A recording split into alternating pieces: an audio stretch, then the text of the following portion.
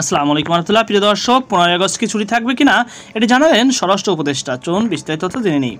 আগামী 15 আগস্ট জাতীয় শোক দিবসের ছুটির বিষয়ে কোনো সিদ্ধান্ত দিতে পারবেন না বলে জানিয়েছেন স্বরাষ্ট্র উপদেষ্টা ব্রিগেডিয়ার জেনারেল অবসর এম সাখাওয়াত হোসেন।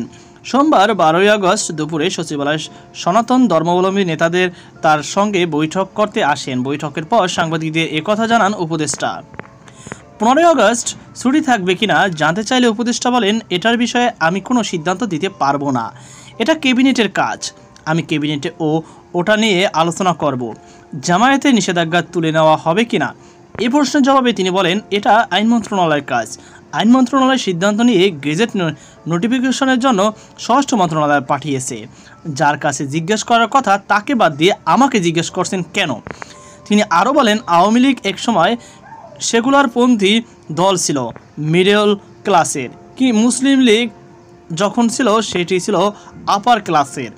কত বড় মানুষের দল, যিনি বঙ্গবন্ধু শেখ মুজিবুর রহমান এদেশ স্বাধীন করেছেন, এতে তো কোনো সন্দেহ নেই, কারো সন্দেহ থাকার কথাও না। ওনার নামে মুক্তিযুদ্ধ হয়েছে, স্বাধীনতা হয়েছে। সেই দল এমনভাবে ভেঙে পড়বে, লোকজন লুকিয়ে বেড়াচ্ছে, আবার পেলে কি জানি হয়।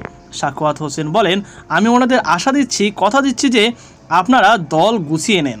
আপনাদেরকে দলকে তো কেউ নিষিদ্ধ করেনি। যদি ওই ধরনের জঙ্গি না হয় তবে একটা দলকে ব্যান করাটা আনলেস।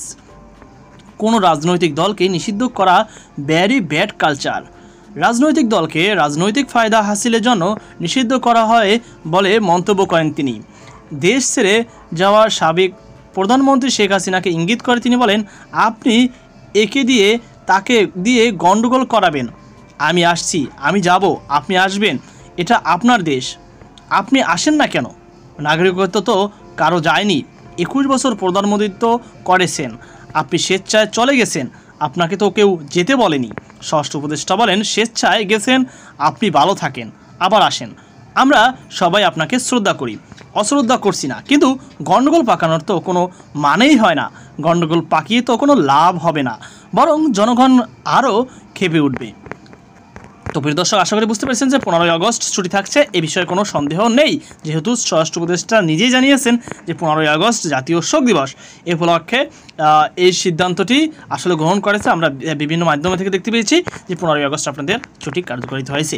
যাই হোক, এবারের মতন যেহেতু এটা পাস হয়নি এখন পর্যন্ত, যে এটার ছুটি বাতিল হবে কি না এমন কোনো সিদ্ধান্ত হয়নি, তাই 15 আগস্ট ছুটি থাকছে। তো আশা করি আপনারা বুঝতে পেরেছেন। তো এই ছিল আমাদের সর্বশেষ আপডেট। সকল আধান থাকুন আজকে পর্যন্তই। আল্লাহ হাফেজ।